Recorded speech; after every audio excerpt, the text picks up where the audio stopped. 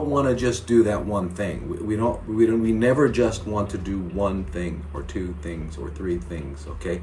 We want to do everything, because when I talk about outsmarting cancer, what I mean is that cancer was born out of being an adaptive response, right? So it's a homeostatic response already. So it's already modified itself. So it's kind of like if you're going to mug someone, if that's your job, you're a mugger. You're going to mug the guy that was sitting in his office all day who just walked out. You're probably not going to mug the guy that just walked out of Gold's Gym. Okay, and that's what cancer is. Cancer is the guy that just walked out of Gold's Gym. So it can adapt very easily. That's why we give high dose chemo, and we find that the cancer cells within 2 or 3 doses become resistant, whereas the healthy cells don't. You know, you keep getting sicker and sicker and sicker and sicker from it. So the healthy cells don't. So they're not as powerful. So head on, face to face, fighting cancer is difficult, very difficult.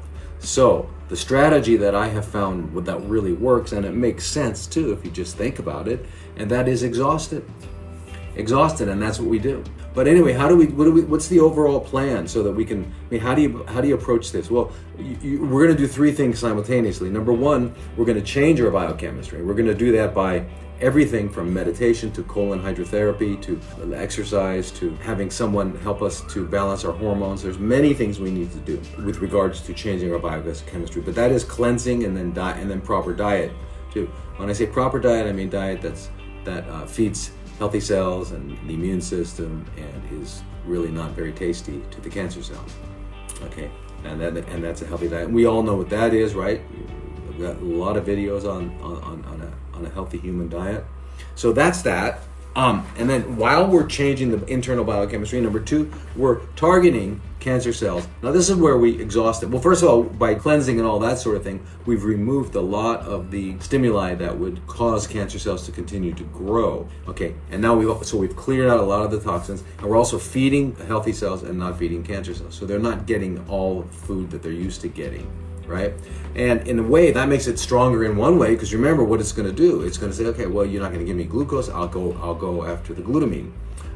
So yeah, and that's the way it is. But glutamine, the glutamine question comes up often. And remember, glutamine is the primary fuel for lymphocytes, so you can't do without it. You need it. So glutamine is good in many, many, many ways. Yeah, it's a fuel.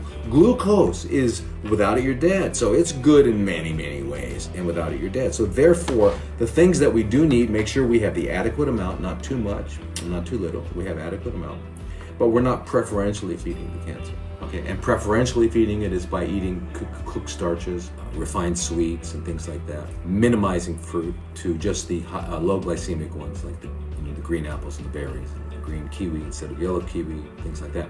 But anyway, that's that. But the metabolic therapies, these are therapies that the cancer dies because it can't metabolize it. It just doesn't have the enzymes, right? And that's what vitamin C is, right? When we look at vitamin C, what it does several things. The reason it works is because the cancer cell doesn't have a lot of a specific enzyme called catalase, right? Also doesn't have a lot of superoxide dismutase, so it can't really deal with when a lot of oxidative products are surrounding it. And the way that vitamin C does that is it produces peroxide, as we know, and peroxide requires catalase to neutralize it. Okay, and then but the cancer cells can't make a lot of it. So if you're taking enough vitamin C orally every day, 10 grams a day, about 1 gram per hour, about less maybe less. You want to get 8 to 10 grams a day, but very slowly. What I recommend is getting a bottle, as I've said before, putting the powder in it and just taking a sip here and there throughout the day. So you're having all your physiological needs met. But then when you get an intravenous dose of 50 grams, 75 grams, that's going to easily go up into the therapeutic range, where it's going to produce all that hydrogen peroxide around and in the cancer cell, and it won't be able to protect itself from it. Healthy cells can. They have a lot of catalase. They're used to hydrogen peroxide. Hydrogen peroxide turns out to be a profoundly important biochemical intermediate in intermediate metabolism. Right? It's very, very important. So anyway, you're doing that while you're doing B17, while you're doing artesunate, while you're doing curcumin and quercetin. So you're doing all of these different things, and what happens is the cancer cells they don't have the enzymes for any one of those. So when you're doing them all, you don't do them all in one day, of course. You have someone work out a program for you where you're getting maybe 2 a week, 3 a week of this, twice a week of this, once a week of this, whatever. But you're doing all of those things and they just get exhausted. Okay, so first of all, they're not getting the fuel they wanted, that they were used to, and now they're having to try to adapt, and they can't. And then the third thing we need to do is increase the immune system. We do that with peptides, we do that with good sleep, we do that with cleaning our colons, we do that with meditation. It's a big deal. And we also do that with the peptides, the TA1, remember the TA1, thymosin alpha-1. We can do that if we get a doctor to prescribe IL-2, interleukin-2, but that you've got to take under supervision because it's a big, big deal, okay? But you take small doses, 3 million units a day, instead of up to like 90 million, 100 million, really high doses where people can't stand it. It's a horrible experience. But in low doses, it causes fever. Basically, you're turning back on the febrile response. And once you get why do we get fever? We get fever so that we can activate our immune systems, right? Okay. So anyway, so where do you start? You start with cleansing. You start by going to sleep early. You work on a way of doing that. You work by starting to move around all day long. You work by learning a meditation. You have to meditate throughout the day. And so you do a cleanse. You do a good cleanse, a juice cleanse. I wouldn't start with a water fast just because if you're not used to fasting and all that stuff, it's going to make you feel not well.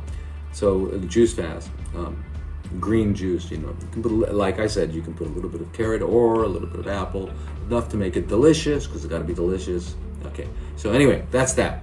So that's where you begin, and that's where you keep going. And the question often comes up: how long do I have to eat this way? And to me, again, that reminds me of the question: how long do I have to quit smoking for? Yeah.